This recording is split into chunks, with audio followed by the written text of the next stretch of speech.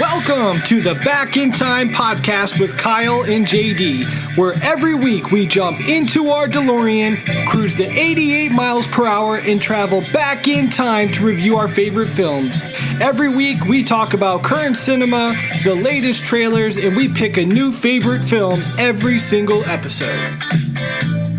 But I need a nuclear reaction to generate the 1.21 gigawatts of electricity. 21 gigawatts! Don't say that! Never say that!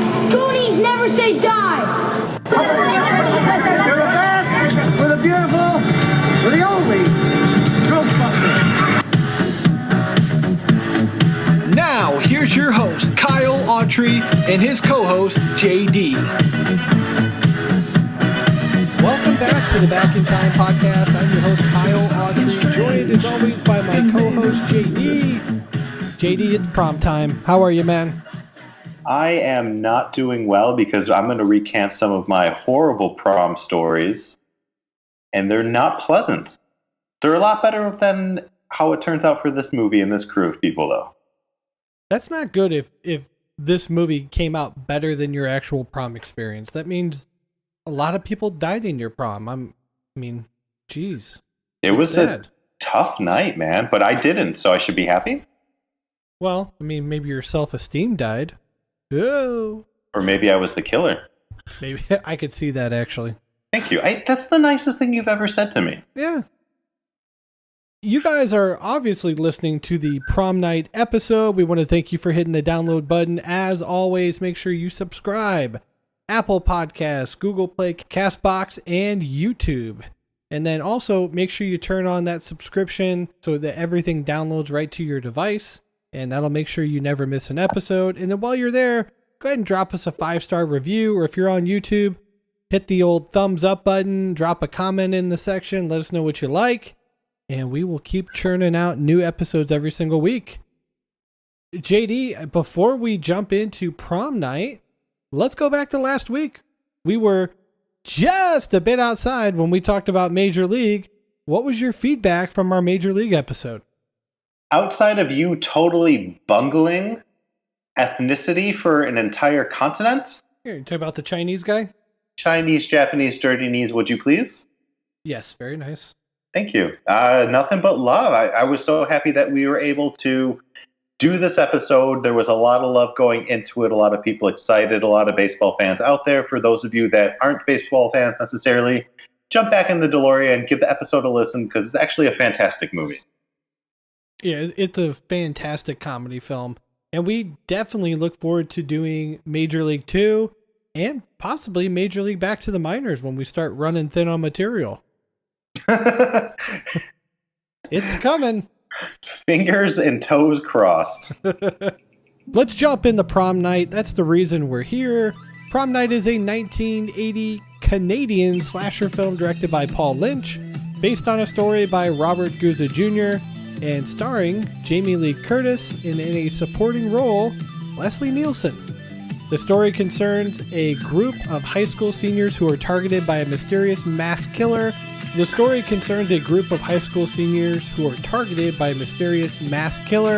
Whose in revenge over an accidental death of a young girl 6 years earlier. The anniversary of the incident falls on their high school prom night, when the older sister of the dead girl is being crowned prom queen. Film was shot in Toronto in late 1979 on a budget of 1.5 Canadian. I do not know what that converts over to in US, and was released in July of 1980. It was a commercial success. Definitely had a lot of success within the drive-through community circuit, and it received generally negative reviews from the critics, as well as a lot of criticism from Gene Siskel and Roger Ebert, who were not happy about the advertising campaign. And the film actually did quite well, though. It went on to become highest grossing horror film of 1980, earning more than 15 million big ones at the US box office. So if you want to hear more about that, go ahead and get into our archives, check out our teaser trailer where we break that down and talk about the negative reviews and get into all that good stuff. We do have one award here. The film received a Genie Award nomination for editing and for star Jamie Lee Curtis's performance, and would later become a cult film, which we're going to talk more about throughout the review, mostly for its disco-heavy soundtrack. JD, let's talk about the soundtrack, man. Were you digging the disco and the music from the early 80s? I gotta say, at the end of the day, I am not a fan of disco. There's something abrasive about it to me that I just don't respond to. It's ugly. But I think it's a perfect fit for the time and for this film. Yeah. So I don't have a problem with it in this context. To steal a line from a future episode that we're going to do, Detroit Rock City, disco sucks. Yeah, I'm not a fan of the music whatsoever. But I do want to talk about some prom stories, man. I think it's time to embarrass each other a little bit here. JD, give me your best prom story from, senior, junior prom, whichever ones you attended. What's your favorite memory? What's your worst memory? So I only went to prom one year, my senior year. Loser. No, I accept that. I was totally a loser in high school. Okay. There's nothing wrong with that. Still are. Funniest story was we were on the dance floor and I hated the girl that I was with. She was just an awful human being. Sure. And we sort of sidled over to like another couple and we were doing that weird white person dance thing that white people do. The one where we jump up and put our hand in the air? Not everybody jump around? Not that one, just that one where you're just sort of grooving and talking and just sort of swaying your shoulders back and forth. And, oh, you guys having fun? Yeah, this is totally cool. Yeah, and yeah. There was a kid, and we called him Frank the Tank for obvious reasons, old school. Yeah. He was the worst kid on the football team. Uh-huh. And I asked him how he was doing, and he didn't say anything in response. So I poked him in the eye. Okay. Just straight up.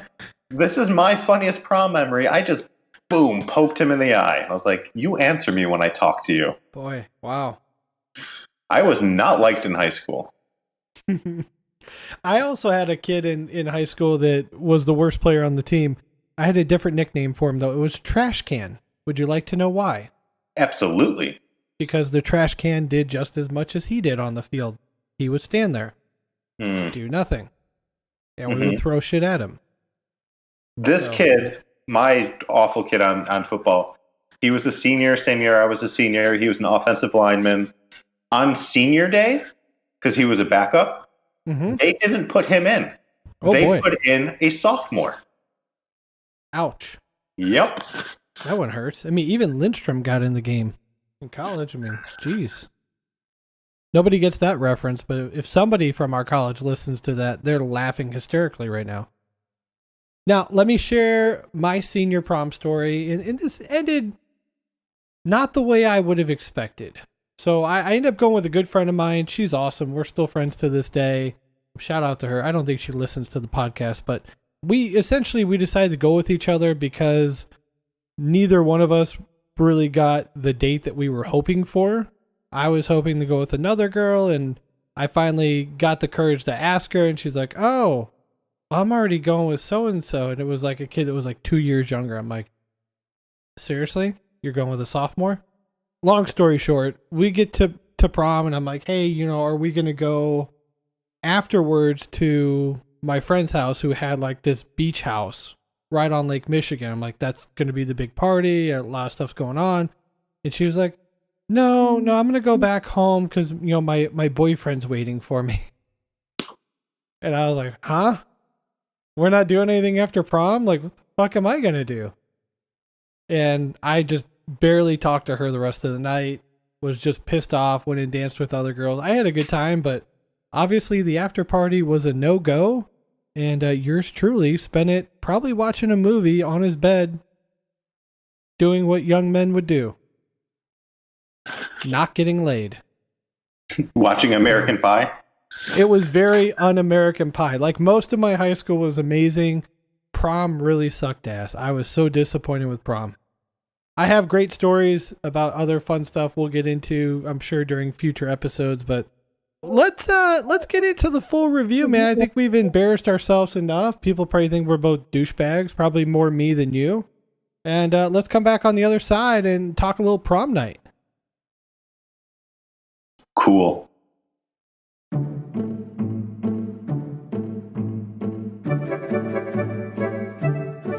a world of wonder. See?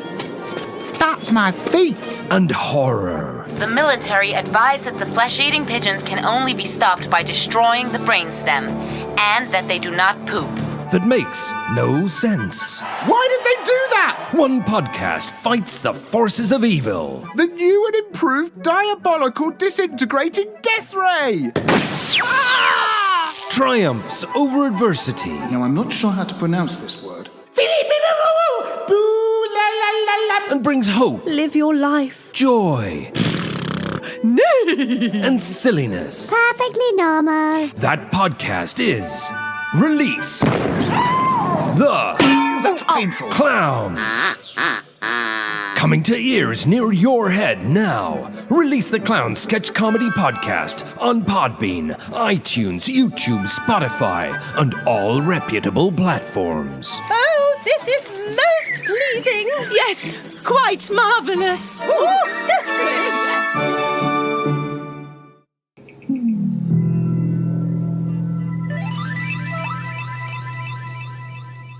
All right, ready to jump into the full review for prom night. JD, are you ready? Got my tux on, got my corsage, Croissant, that's actually a breakfast sandwich with Burger King, that's the sandwich. but it's a croissant. And it's delicious. Sure is. Sausage, egg, and cheese, hash brown, small orange juice. Boom. God, I'm going to Burger King after we're done recording. All right, let's get started here. So we start at the school and we hear a chant of "Killers are coming, killers are coming." One of the little boys says, "Wendy, you're it." And the other kids take off to hide. And this school is completely run down. Really, there's no way it's active anymore. Wendy says the killer's coming, the killer's gonna get you. And outside, we have 3 young kids yell up to Nick, who is walking around the outside of the ledge of the school. And this was a super strange game of hide and seek, I thought, that finally ends with the kids surrounding a young girl chanting "Killers are coming" over and over and over again. And eventually the girl backs herself right out of a window and kills herself. The kids quickly talk about how they'll never tell anyone, and they make a pact, and nobody's going to believe this was an accident. JD, I thought the score really builds the tension here in this opening scene, but I couldn't help be reminded of "I Know What You Did Last Summer" and the way that they all make a pact to never tell. What'd you think? I'm glad that you brought up that comparison because I personally did not think of "I Know What You Did Last Summer" in our archives. And it is kind of like the same sort of just sweet little setup that we're able to do with our characters. And we put them in an unfortunate situation where murder is on the menu. And they just deny it. I think it's a really cool opening scene. It's nice that they're children. The killers are coming is creepy. This whole little isolated business that they're in is very unique. I love it. The scene ends and we see the dead girl laying on the broken glass and all bloodied up. And then we cut to our first shot of Leslie Nielsen, who's playing Mr. Hammond. He meets with his wife outside, the mother of the dead girl. The mom cries as they load up the body. And then the scene fades and it says Robin Ann Hammond on a tombstone, taken from us too soon. And we are now 6 years later. JD, let's talk about Leslie Nielsen. What do you think about him here as Mr. Hammond? Not to be confused with John Hammond, Archives, Episode 1. Or John Hamm. Or John Hamm, yeah. Really difficult to see Leslie Nielsen in a serious role. Was it not? Like, when he comes out into the screen, I'm expecting him to go into his, like, whole spoof shtick. Spoof. I said spoof shtick, not spoof.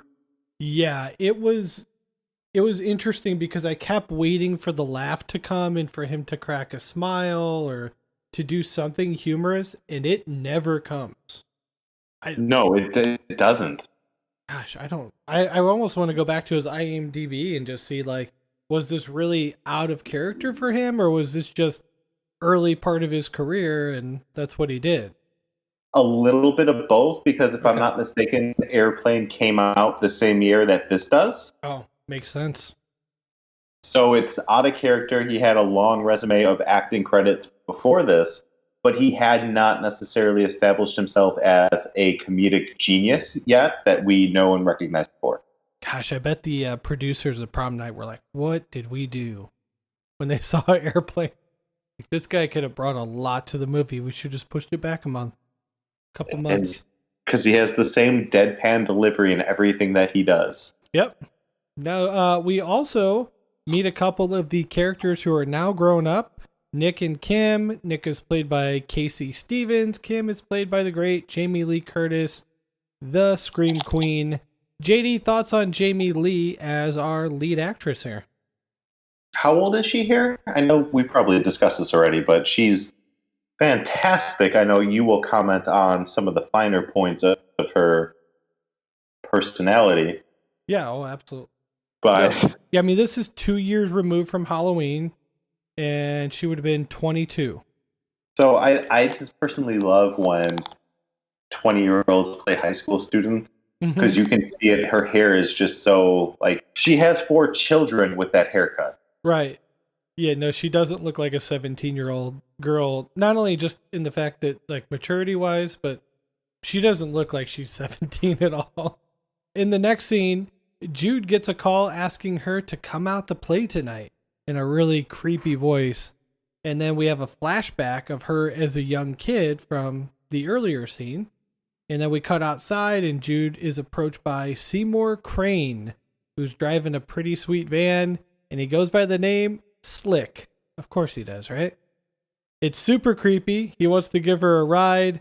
I don't know, if we have young female listeners, please never get into a shitty van with a guy named Slick. That's a horrible idea.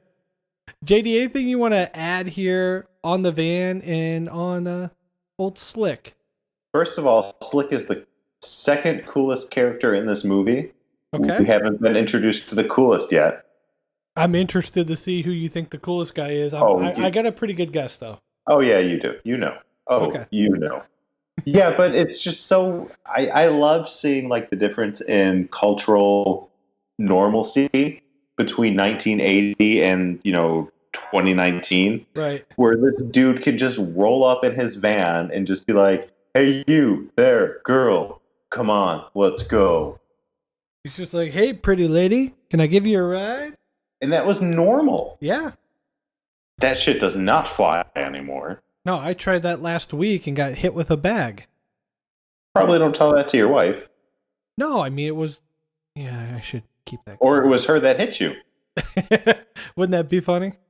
I was like, can I take you out to dinner? And she just hits me with her bag.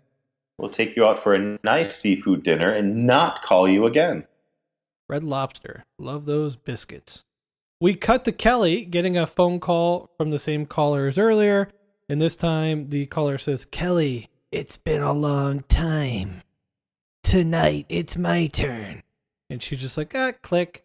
And then the doorbell rings. She goes to check, but nothing is outside. She doesn't see anybody. Then when she goes back inside, Drew is standing there and kind of startles her a bit. And then he makes a sexual joke and then they leave. JD, thoughts on the setup here and the phone calls that the girls are getting? I'm trying to think of a good comparison movie with these phone calls, and I'm drawing a blank. Maybe 976 Evil. Is that the right? It's got a little bit of Scream in it. Yeah, it kind of does, right? Like it's just drawing like a massive comparison in my brain, unsettling, and a lot of this movie is just sort of plays like two different sets of hands. Like it's a game of poker with, is it a teen high school comedy? Is it a slasher? And it goes back and forth, and we have these creepy ass scenes. And you have to remember, caller ID didn't exist. Our young audiences, you didn't know who was calling. Not on a rotary phone. Heck no. Let's listen to our first clip talking about Leonard Murch.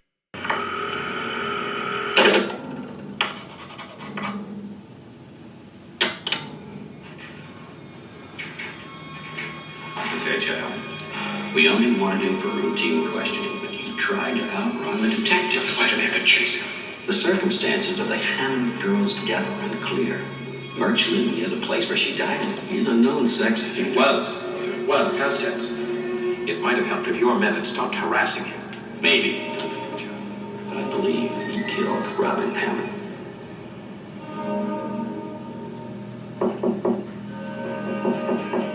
JD, thoughts on the information about a potential suspect? From a writing standpoint, it's really kind of convenient to just pull somebody out of obscurity and say, yeah, that dude was the killer, you know? Right. And it's sort of like a red herring that just sort of flops in your face and like gives you a salmon between the legs, and you just don't necessarily you can buy into it without necessarily having the proper information to really make judgments, which is why I go into movies like this without trying to solve the case before it happens. So you have to take information as it is. Believe half of what you see and none of what you hear. It applies to movies. We cut to another phone call. This time it's to Wendy, and the caller says, "Wendy, do you like to play games?" Wendy says, "Get lost," and hangs up again. She goes outside, jumps in her car, and takes off. At school, Jude tells Kim and another friend that she got a ride to school, and when they press her for more information, she just yells, "I'm going to prom!" Of course, that's going to be with Slick. Lou walks up as the girls are hugging and says, "Now I know why Kim won't go to prom with me. She likes girls." Kim says, "Better than kissing an ashtray." They start walking down the hall, and then Lou slaps her on the ass, and she turns and says, "Go sit on it, you ape." JD, let's talk about Lou. I gotta imagine this is pretty much you if you went to school in 1980, is it not? Yeah, no, this is definitely probably totally me in high school. I have no shame in saying as such. I have to say I never smoked in the hallway, and I shaved my unibrow when appropriate, but I mean, this guy is just fantastic. Up and down, head, nose, heels, and toes. We arrive at the mental hospital, and the cops go running inside to find a dead body on the ground. McBride is looking for leads, and they continue to point the finger at Murch. He says he knows he's back in town. He just can't figure out why. Kim enters a room next, where she starts dancing on the floor by herself. Of course, years later, she would have a much better dance scene in True Lies. Future episode, just saying. And Kim is approached by Wendy. Let's listen to a clip, a little back and forth between our two main female leads. As a matter of fact, I was. Practice makes perfect. Kim is always so perfect. Nick likes me that way.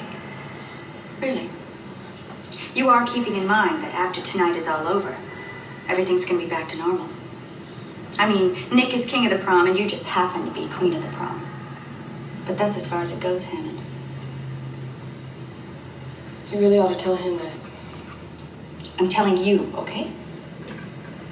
You seem a little anxious, Wendy.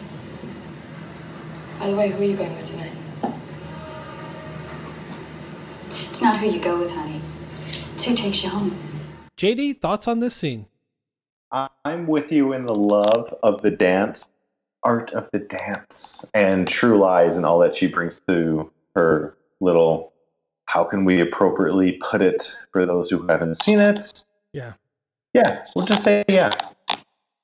There's a lot of world building and a lot of character development that goes into this story, and it pays dividends, obviously, when we get to the end of it, and as we come full circle to the narrative of where we started as children, where they are now. It's high school, man. Sure is. We cut to a shot of the caller guy, and he's tearing out yearbook photos of a lot of our main stars here. And then we cut to the lunchroom where Lou is wearing a ski mask, and he asks him if she likes him better now, and then forces a kiss on her. Alex runs over and punches Lou, and they kind of tussle back and forth on the ground. And eventually, Lou punches him in the lower back, and then the fight gets broken up, and Alex and Lou are sent to the principal office. So they go into the office where Lou tries to put the blame on Alex, but Alex is like, well, he was hitting on Kim. And Mr. Hammond's like, do you think I play favorites because he's my son? Well, you're right. And you've been nothing but a nuisance at school since you started. You're suspended indefinitely. He kicks him out of the office, and then as Lou is leaving, he looks at Alex and says, I'll see you around. JD, thoughts on this scene? I'm kind of curious, Kyle. Have you ever been suspended from school? I think we talked about this in another episode. I actually never went to the office for anything. In fact, I got in trouble one time. It was a really small thing. I went into the principal office and he goes, get out of here. You're not doing a Saturday class. Good for you. I literally got in trouble one time in high school because somebody else was picking on an underclassman. Like literally. His eyes were not centered. So somebody was calling this kid potatoes. Oh, I would have went with sloth. Continue though. Same premise. Yeah. And the vice principal storms into my math class and he goes, Justin DeSandro, you get your ass out here right now. And so I walk out there and I'm like, what's up, Mr. Guys? And he goes, oh, you're making fun of Rafal. And I was like, who? And he's like, you called him potatoes. And I was like, uh-huh. He's like, yeah, you did because his eyes are sideways. And I was like, dude, I don't even know who the hell that is. He's like, oh, aren't you in fourth period gym with him? And I was like, no. He's like, oh, all right then. So I got in trouble for somebody else's mistakes. Oh, you really didn't call him potatoes? No, I never called him potatoes. Oh gosh, that's hilarious. So we cut to McBride, who's talking to himself via like some voice in his head, and he's trying to piece everything together, and he says, I gotta get that bastard before he butchers someone. We cut to Kim, who's with Nick, and she tells him how this is a really hard day for the family, and Nick tells her that he remembers Robin's death and that he's always been really sorry about it. And we see some flashbacks of him being there when he was a little kid, where she fell through the window, and it looks like he's going to maybe come out with the truth. But then we hear the school bell ring and she takes off. She's like, oh, gotta go. And then we cut to Wendy and Lou. They arrive at a drive-in restaurant. Lou says he doesn't have much cash. And Wendy's like, no, I got it. He's like, all right, I'll have 2 burgers, a couple large fries, and a beer. The waitress is like, this is a drive-in, not a bar. He's like, all right, relax. Give me a Coke. She orders a Diet Coke, and then the waitress leaves, and Lou just keeps staring at her ass. Let's listen to Wendy talking to Lou about a potential plan to get back at the Hammonds. Lou? How do I know you're serious about this? What do you mean serious? Man, I hate that school. I have it in his whole fucking family. Okay. Listen, I don't want anyone hurt. Not badly. I'll take care of it. Don't worry about it.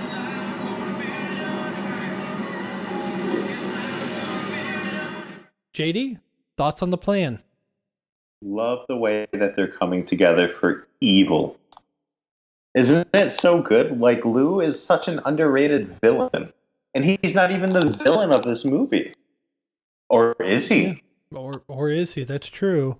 Hey, do you have any good drive-ins in where you grew up? Superdog was pretty decent. Superdog, okay. The town over from where I grew up, we had a drive-in, and we've been going there since I was a little kid, but it was like so classic. Like the ladies and even some of the guys would be on the roller skates, and they'd come by, put the tray in the window, and they had these really nice like frosted mugs. You would get root beer. Amazing. Still goes to this day, but they have gotten rid of the roller skates. I gotta imagine it's because of insurance reasons. You have to grow up sometime. It's not the 80s, is it?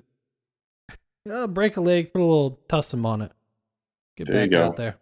We cut to Kim on the tennis court, and boy, do we. She's bouncing around, just doing a little back and forth with the old tennis ball. And then the girls leave the court, and Nikki stops and says, hey, Mr. Sykes, this is for you. And she pulls down her pants and moons him. And then the tennis coach calls her over, and as she leaves, they cut to Sykes, and he's literally watching Kim walk away with his tongue out. We cut to the women's locker room in the shower, and Kelly and Kim are talking about the guys and the dates, and They walk out of the shower here, and Wendy's arguing with a girlfriend off to the side, and Kim just kind of looks over and laughs at her. And then we hear some broken glass in the locker room. So Kelly and Kim go to check it out. Kim has her shirt unbuttoned here. Do I need to say more? They look outside the locker room and don't see anybody. Kim tells Kelly to look at the broken glass, and they see there's a little like sliver missing. Kim comes out of the locker room to find Sykes standing on a ladder fixing a light. JD, what do you think about our locker room shower scene? I mean, I think that you kind of touched on your personal highlight. Right? There's a couple of them, yeah. Yeah, little excited boy. I think it's a very tense scene from a writing standpoint. It's a good opportunity to sort of mix in elements of a thriller. Like there's a lot of psychosis and psychotic, and did that happen? Did that not happen? Like, who do we believe? We can't trust the main characters, and their quote unquote delusion at this point, or their paranoia. So it really lifts the stakes of the story without necessarily injuring, killing, harming, or maiming anyone. Nick and Kim are preparing for their prom queen and king ceremony that will take place tomorrow night. Wendy and Lou watch from the curtain, and then we cut to Sykes in the locker room who's picking up all the glass. So Kim is walking by. She can kind of hear the glass breaking, but she just keeps on going to her locker. And then we cut to Jude, who's at her locker room, and she finds a photo of herself in the locker. Back to Wendy. She's in her bedroom. She's talking to Lou and says she wants to make sure that they make this a night that Kim is never going to forget. Kim is in her room putting on the finishing touches to her prom outfit and makeup. And we see Mr. and Mrs. Hammond load up the old... This kind of reminds me of like the family truckster from Vacation. Yeah. I was like, oh, that's nice. And then from a distance, we have a POV shot kind of watching them leave. Camera goes behind the guy who gets out of the car and kind of starts walking up to the house. And then we cut back to Kim, who's fixing her hair when her brother enters, and he says, wow, you almost look like a woman. He helps her put on a necklace, and then the doorbell rings, and Alex goes down to let him in. And of course, it's Nick. So I think the POV shot was actually Nick. Am I wrong on that? You could be right. Yeah, no spoilers, but I mean, obviously the guy that's doing the damage is not outside. No. So, very tricky. Nick is looking at a photo of their dead sister when Kim comes down the stairs. They leave to head to prom, and we cut to Wendy, who's smoking a cigarette when she hears Lou squeal out, honk his horn for her to come out, and her mom's like, good Lord, who's that? Wendy says nothing to her mom, just walks right past her, gets in the car, and we see Lou is not in a suit, and he's actually brought a couple buddies with him. JD, what do you think about Lou's prom attire here? Oh, there were a few gentlemen at my prom dressed as such. Okay. But there's so much in the scene and, everything that you just sort of spewed upon our audience. Yes. To unpack. Like, there's so many, I feel like Twin Peaks references going on. There's My Bloody Valentine's nods to be had, or, vice versa, whether they took it from this or they took it from that. There's just so many in our archives. There's so many, cool, it's just so well put and positioned that we go from the menacing to the jovial prom night. Like, it's, I don't know, I love, you can only do this once, and obviously they do the remake, but to say you can have your heart made or your heart broken or your heart stabbed. We're going to find out so much. I'm ranting. I'm so ranting. Well, I spewed out a lot of stuff, and here's how my brain works. You say spew, and I immediately go, if you're going to spew into this. And I think of Wayne's World. Immediately. It's like it's a Rolodex in my head. Well, you're a spewman. Yeah, I do spew. We have disco in the next scene here. Everyone's dancing, making out. The song is, I think the song's called Dancing in the Moonlight. That's what they keep singing about anyway. Kim and Nick get to meet Jude's date next. and he introduces himself as Seymour. And then when he meets the guy, he's like, it's Slick. I'm like, God, this guy is cool. Mr. Hammond, Mr. Hammond and Kim are talking on the dance floor next. Kim tells him to just relax, but he's having a hard time because Mrs. Hammond is a little bit upset and it's been a rough day. And then Lou and Wendy arrive next. Lou is wearing blue jeans with a suit coat. Kim and Nick hit the dance floor as everyone watches on. JD, I kind of wish I could dance as good as Nick here. He's pretty smooth on the dance floor. What would you think? Oh yeah, I'm with you. Like if I can exchange maybe my rugged good looks for masculine dance skills, I possibly would. Okay. All right. Well, probably not because my rugged good looks, they kind of make me.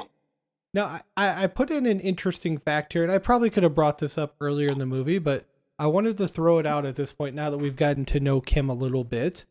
So according to Pour It Hamilton, which is a documentary about prom night, Eve Plum was all set to play Kim, but at the last minute, Jamie Lee Curtis's people expressed an interest in the movie, and Eve was replaced. Eve Plum, of course, is famous for her role as Jan Brady in the Brady Bunch.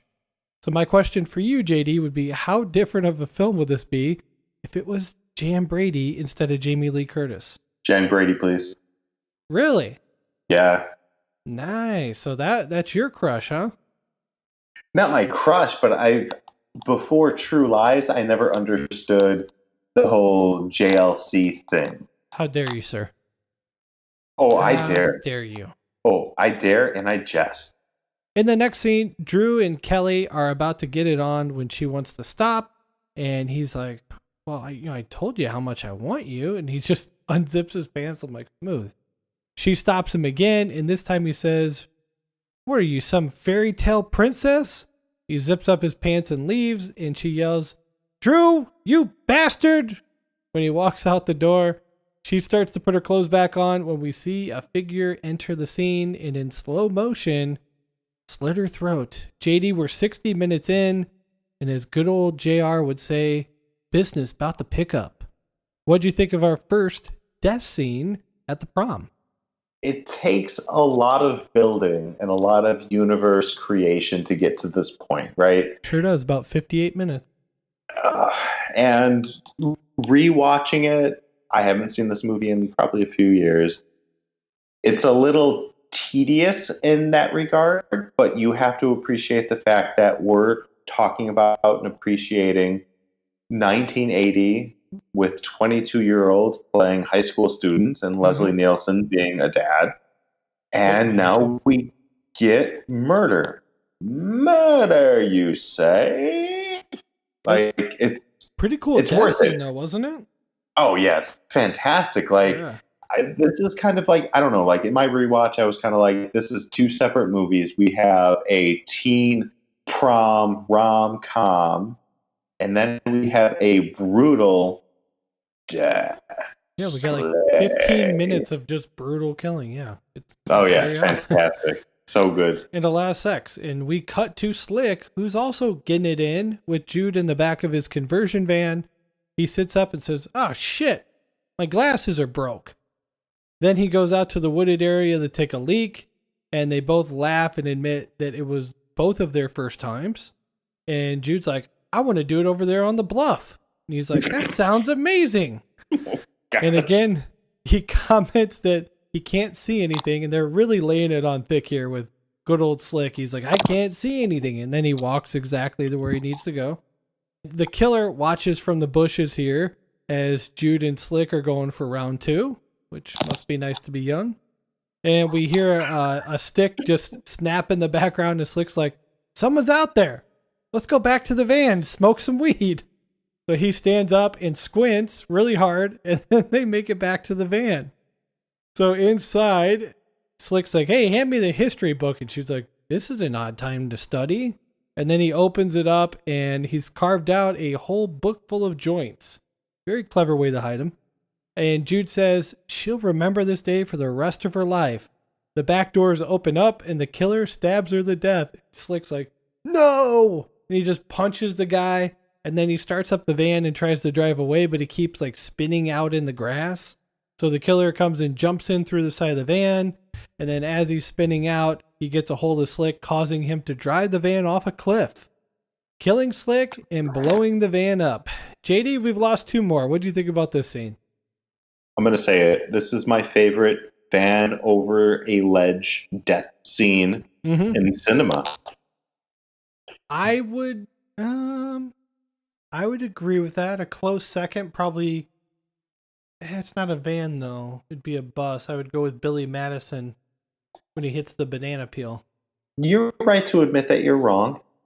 The way that as he's crashing to his death, he covers his face with his arms. Like is that really like you're dying? You're falling off a cliff. Why do they add brace that myself? I never understand why filmmakers add that shot. It's so unnecessary to him go, and cover his face like, dude, you're about ready to get smashed to death and blown up. There was a time in college when me and Justin Bronson, it was a snowy day, and we went to like White Castle or something like that. And good choice. A big chunk of snow came off of a semi-truck and crashed onto his windshield. And he let go of the wheel and covered his face and said, ah! And I looked at him and I said, dude, what are you doing? You do not let go of the wheel. Right. We're not in danger until you are scared. And I love that story. And I think you'll like this too. So according to the Blu-ray commentary by the director, the van that was blown up in the movie here was actually stolen by the stunt coordinator. Yeah, that's one way to save some money for your budget, huh? I love that. That's so fantastic. Man, nice. Where'd we get those wheels? He's like, you don't want to know. Just okay. Well, where's the keys? He's like, there's no keys. Let me jimmy this up. We're good to go. Get a screwdriver. Philip said. So back at the prom, we see Sykes, who is drinking, watching through one of the doors, and then we cut to Wendy telling Lou that she thought she made it clear that she doesn't want anybody to get hurt. Lou tells her to stop telling him what to do. God, that's such a JD line. We cut to Wendy, who's putting on mascara and lipstick in the bathroom. The door opens up and she's like, do you have any mascara? And then the lights turn off and Wendy avoids getting axed here by the killer. She makes her way through the gym, runs through the school. I like the comment here, JD, this killer is agile as shit. I mean, he jumped over a trampoline. I mean, he's dare I say a little Jim Carrey gangly with just his movements. Anything you want to add to that? No, he's a little gangly. He's got a little supernatural spunk to him. Yeah. Yeah, you can definitely tell the killer is not long in the tooth. He's definitely a young man. Wendy hides in the classroom. When the door opens, the killer kind of looks in and then takes off after a few seconds. Wendy stands up and just slowly backs up into a closet, knocks over a mannequin. She screams, and then the killer comes chasing after her right away. But this time she's made it into the mechanics class, when those used to exist. And she finally gets her way into an unlocked car. But instead of hiding in the car, she just lays across the front seat in clear sight. Seems like a bad idea. She unfortunately I don't think she even locks the door. She might have locked the door when she got in, but the killer enters the room. He just starts walking around the cars and he's looking right inside through the windows. And when he gets to her car, he sees her, of course, because she's laying right on the fucking seat. And he busts out the window with the axe, but she manages to escape right through the other side of the passenger side door. And she hides in a closet. We kind of sit there for like a minute and we see like this dripping, which looks like red paint, but apparently it's the blood from a body. And then the body comes dangling down from the closet, very Halloween-esque. Wendy screams and exits the closet door right into the hallway where the killer is waiting to axe her down. JD, I think Wendy put up a good fight. Not a very smart fight, but a good fight. She wasn't long for this world. What'd you think about this scene? When somebody wants to ask you a question or ask you a question like Ace Ventura does in our archive, You have to answer. Also reminds me of the lawyer going into the shitter in Jurassic Park. Yeah, when you gotta go, you gotta go. And that's literally all they said as this man was chopped in half by a prehistoric Tyrannosaurus Rex. Oh, you gotta go, you gotta go. So let's cut to McBride getting some news about merch from Sayer. I had to tell you myself, we got him. Where? When? Well, actually, the state patrol got him out near Alderston. It's over 50 miles from here. He must have left town after he killed that girl in the convent. Well, I can start enjoying the prom. See you in the morning, Sayer. Good night, Lieutenant.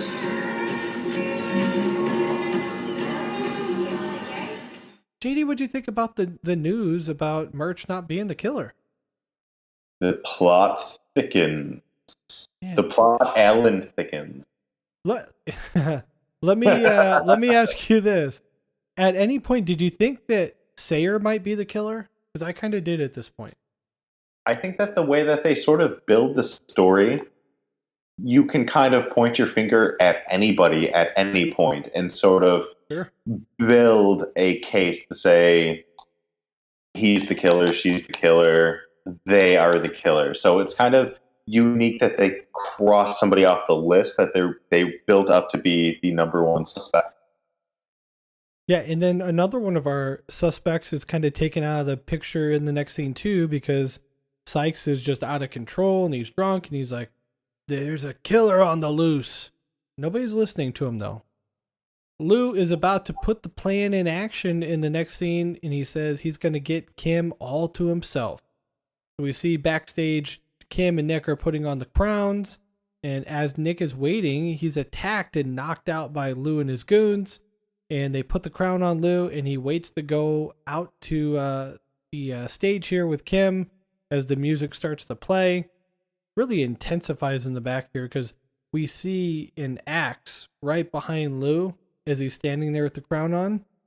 The music starts to play and they're waiting for the cue, and then Lou gets his head completely cut off and it rolls down the ramp. For a minute, everybody's kind of like, what the heck is going on? Oh my God, a head!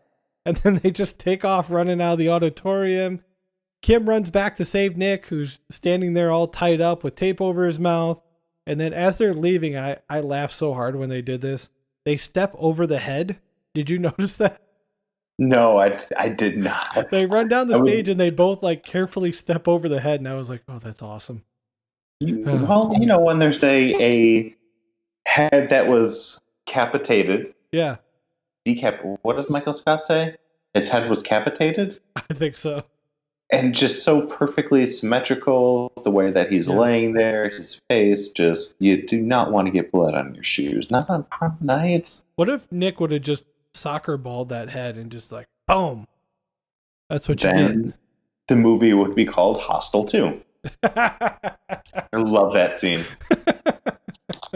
Yes, it's been a while. I haven't watched that since it was in the theater. Wow. Me neither.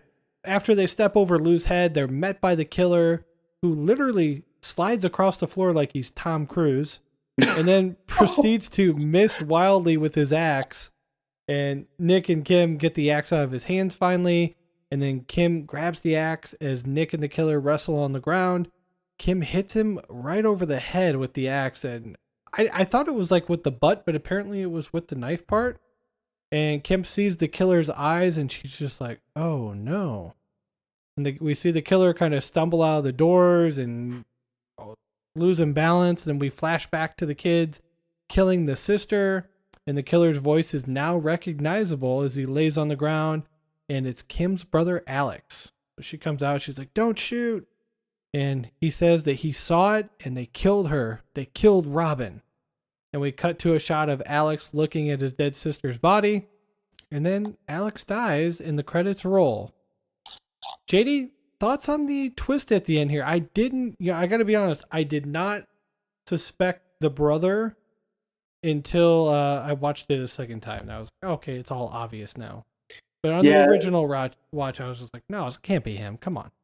It's one of those twists that it's rooted in the story, but at the same time, it's kind of like a Scooby-Doo ending. You do it better than I do. Yeah, speed it up. Thank you. That's what she said.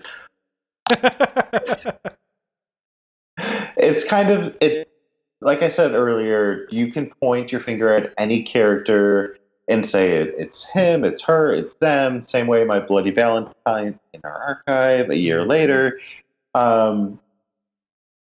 I love this about horror movies. Like I think Saw really capitalized also in our archive. Gosh, I'm so shamelessly promoting us right now. It's like we're an excellent podcast or something. At Back in Time Pod, Twitter, Apple Podcasts, Google Play, YouTube, yeah, whatever. We don't really promote a lot though. K Autry 29. Unjust Justin, no big deal. Yeah, no big deal. It's cool that they build the foundation of the story. They let the story breathe and evolve, and then they bring it full circle to say, "Hey, you little assholes! You murdered this bitch when you were little, and now your comeuppance are here." Because kids suck. Especially kids named Charlie. No, I agree. Gosh. I agree. You know, the movie is nearly 40 years old. I think it's a classic. I love the movie for what it is, but I don't think this movie stands the test of time. It does feel very, very dated.